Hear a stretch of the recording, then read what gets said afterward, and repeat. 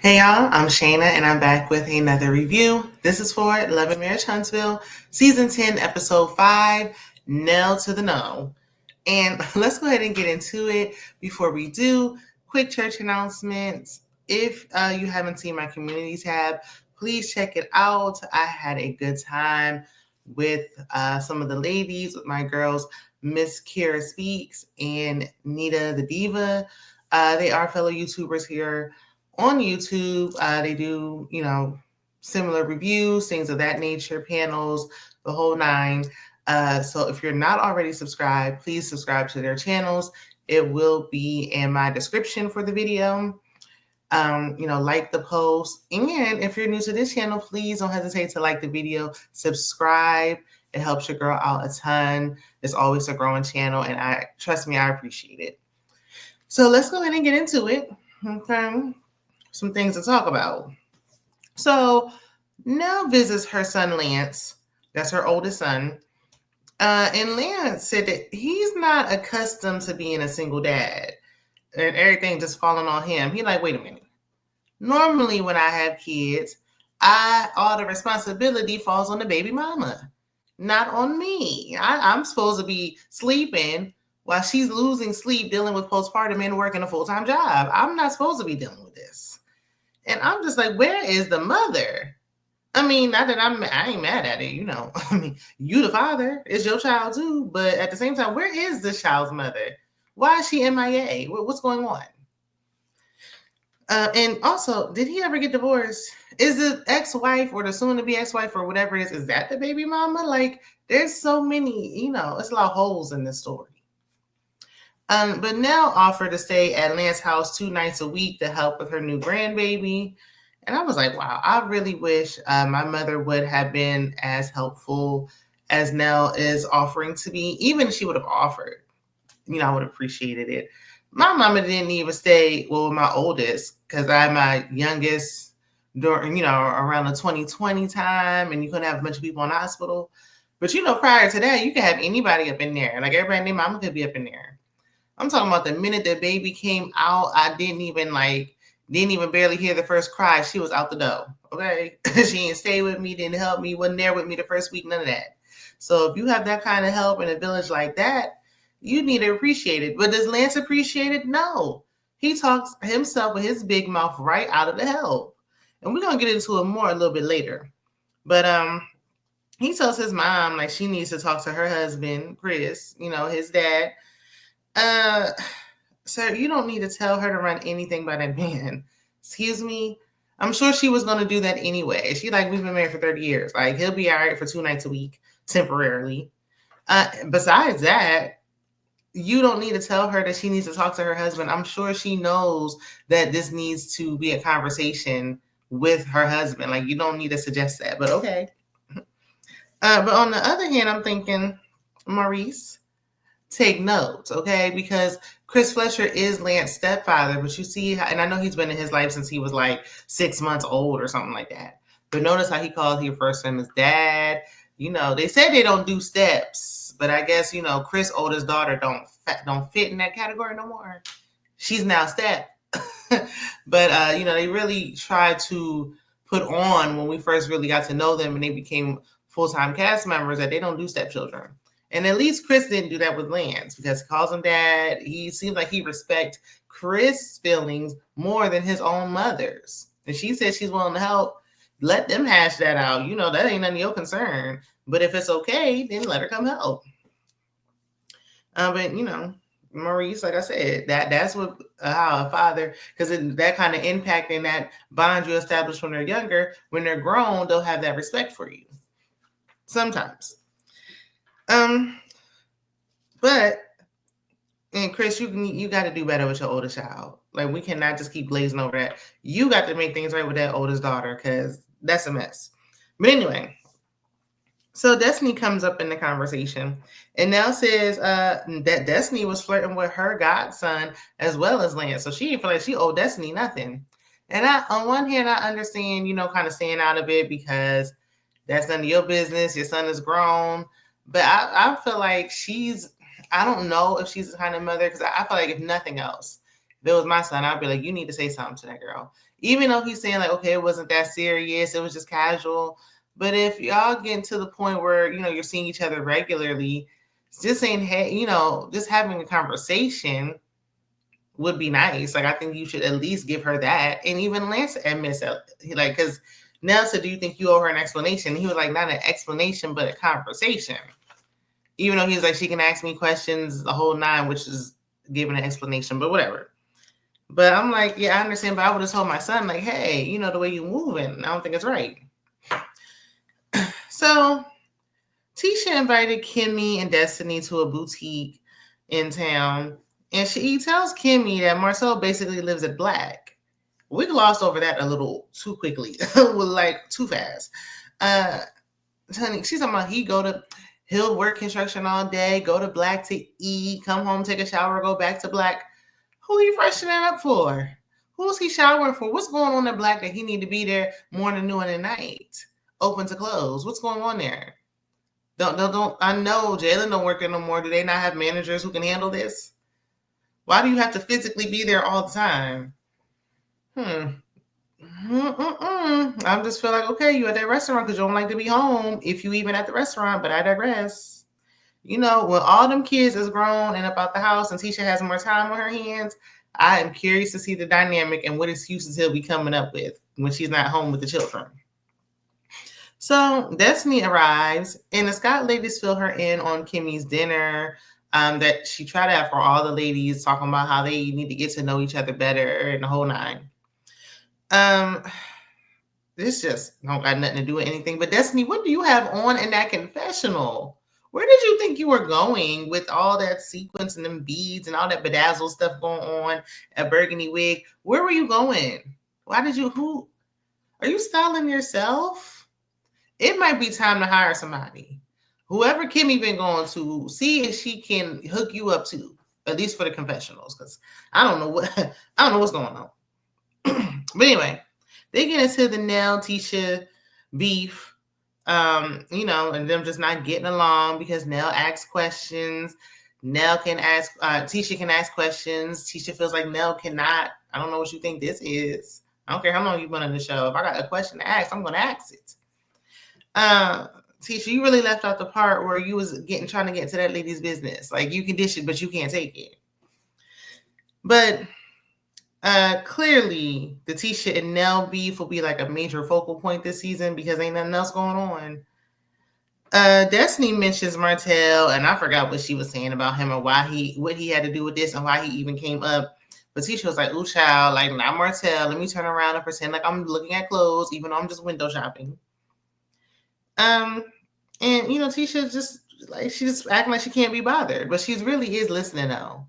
Because later on, Destiny was still talking about him and she was standing there. So you listening. I guess some producer said, girl, if you don't get back over there, we got a scene to film. Okay. So Destiny said that she ran into Lance and he didn't even speak to her. Girl, he's saving that for when the cameras are rolling. Like, hello. And Kimmy, and literally basically everybody feels like Lance should at least give Destiny a conversation about this.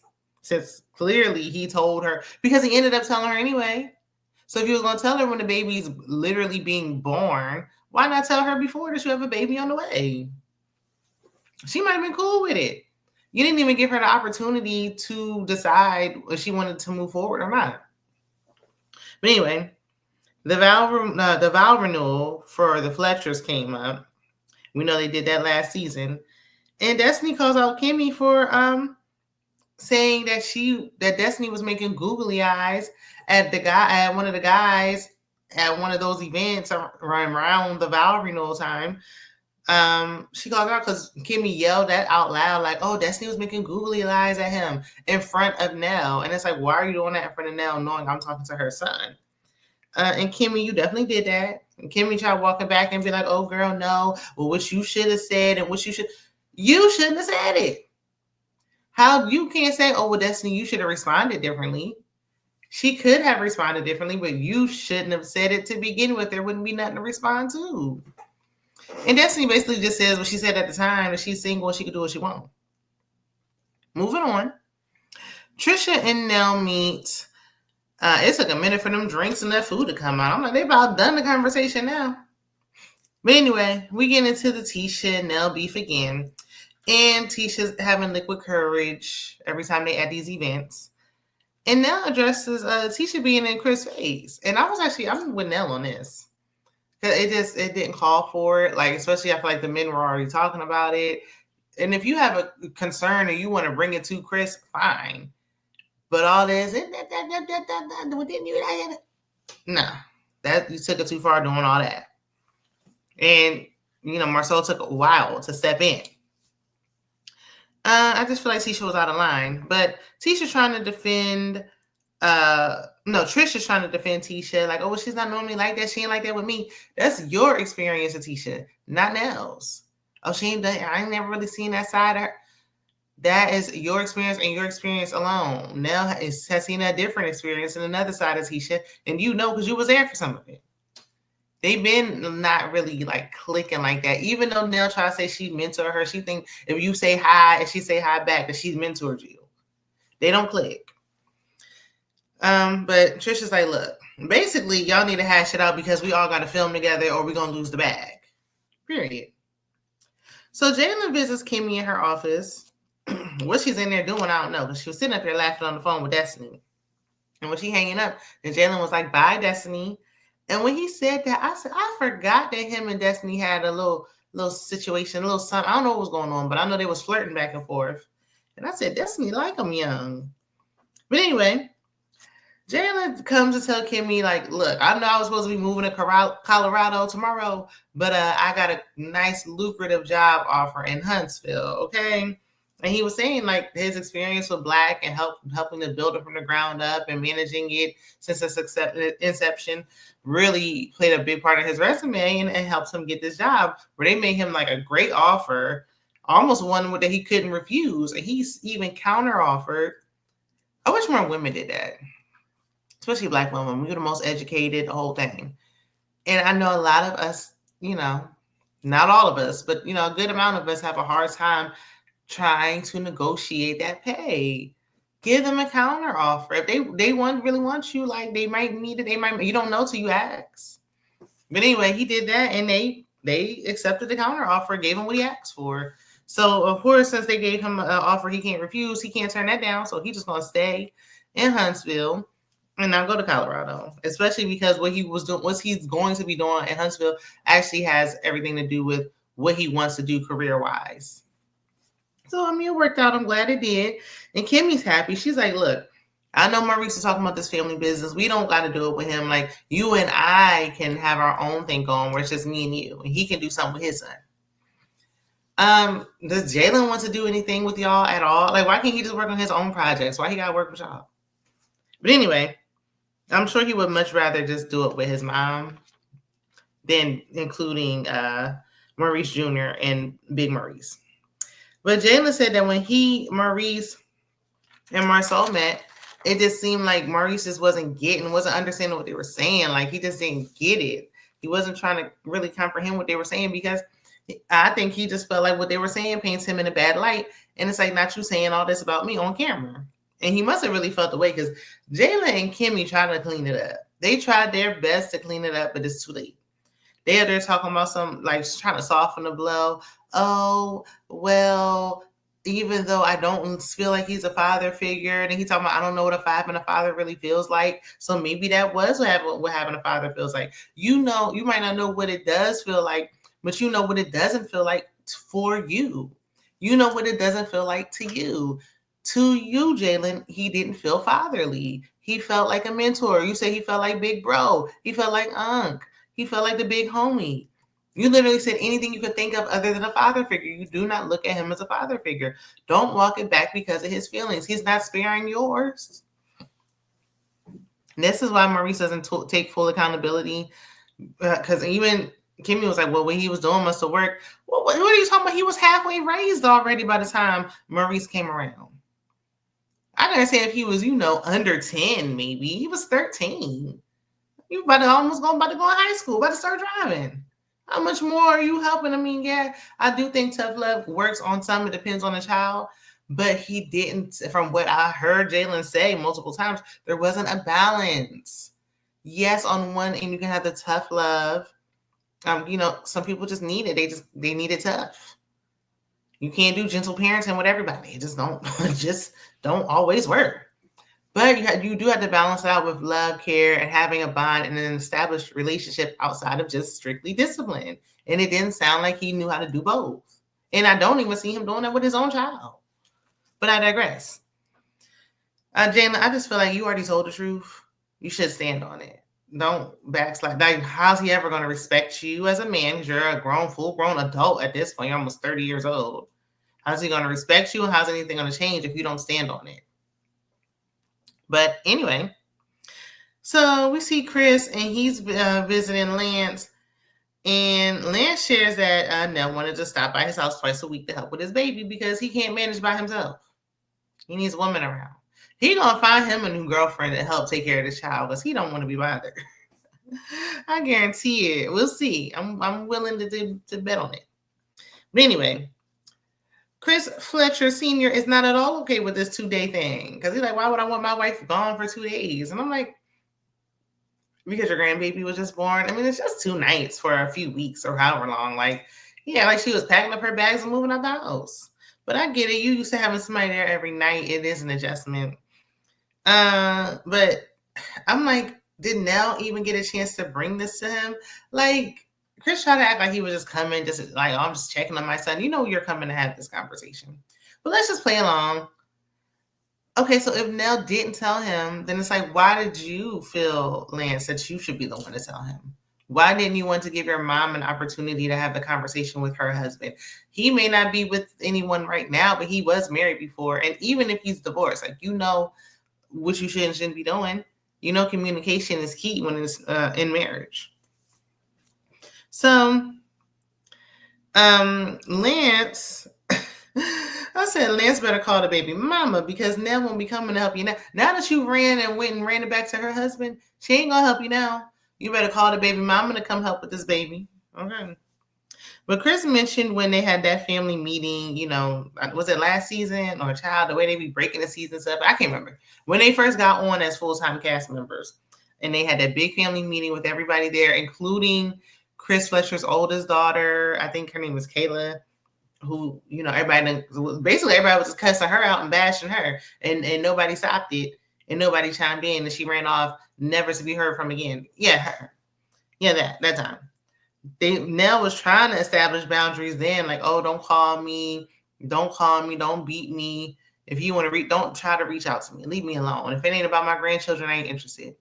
But the difference is, she was establishing boundaries, like, oh, my grown kids keep calling me, bothering me, asking me for things. She said, don't bother me unless it's about my grandkids. Well, this is about her grandchild. She's coming to help Lance with the grandchild. So it's not stepping outside of the boundary she established in that conversation. Anywho, Chris said that Kayla, the oldest daughter, is the only child out of all 10 of them. I mean, there's a lot of kids in there. Then they had a niece who felt like she was a daughter. There's a lot going on. But he said out of all them kids, the daughter was the only one who didn't overstep those boundaries. And I said, throw the whole conversation away. Throw it all away. The only one who didn't overstep those boundaries is the one that you and everybody else is cussing out. Okay. And if he wasn't, he sure didn't step in and stop anything. He ain't stopped them from jumping on her. But, you know, verbally. But anyway, he said, as an alternative, instead of having my wife coming over there helping you with your baby, why don't you talk to Martell? Ask him for some advice. What is Martell supposed to do? Like, what? Come again? He better off just going and finding a therapist or something. What is talking to Martell? Yeah, okay, Martell is a father. Excuse me. But and talking about how he manages, and he works in construction too. Well, he don't own his own company like Lance does. They're not doing the same exact type of work. It's just not the same exact situation. And Martell has 1 week on, 1 week off, from what I remember. So yeah, by the time he starts to feel a little burnout, the kids is going back with Melody. Melody's involved. This baby mama sound like she ain't involved at all. Lance isn't getting a break.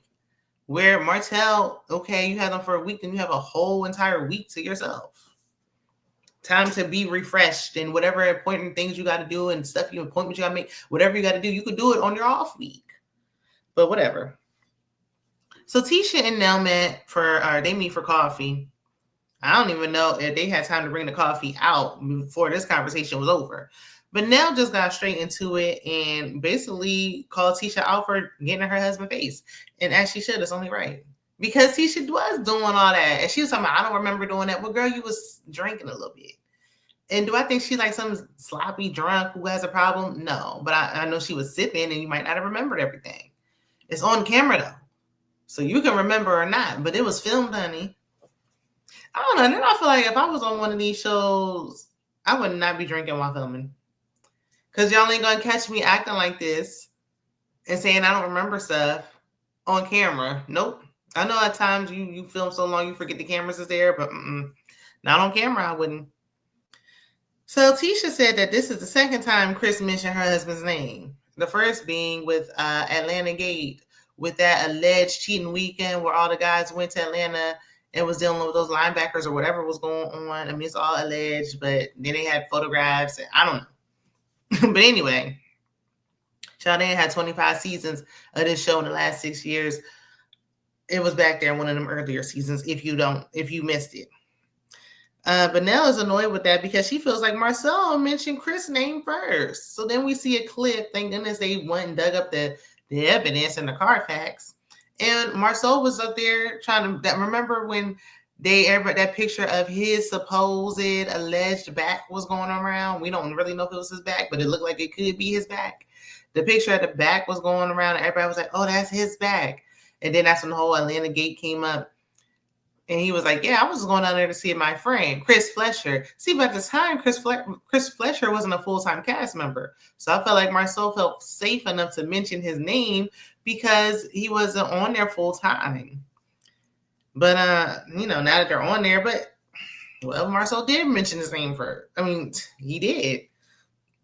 So Nell is annoyed because she feels that Marcel did that. And Tisha was like, look, it don't really matter who started it. He was out of line for bringing it up. Like, Tisha, that's the problem I'm having with you, girl. It's hard to defend you.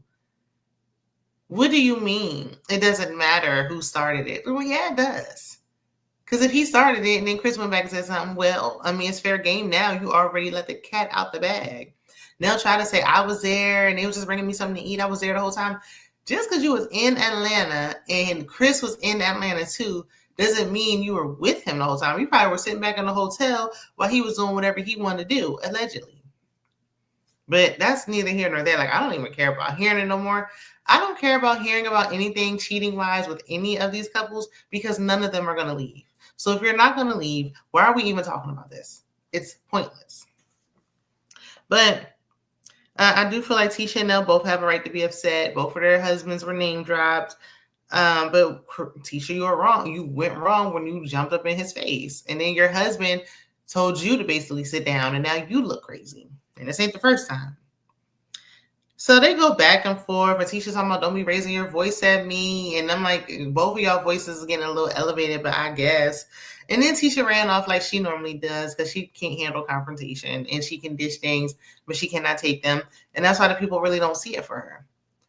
But that's where the episode ends. I'm glad we didn't get it to be continued. Y'all let me know what y'all think with this Tisha, Nell beef. Who's right? Who's wrong? Drop down in the comments and let me know. If I forgot anything, we could talk about it in the comments as well. Like the video, and I'll see you in the next one. Bye.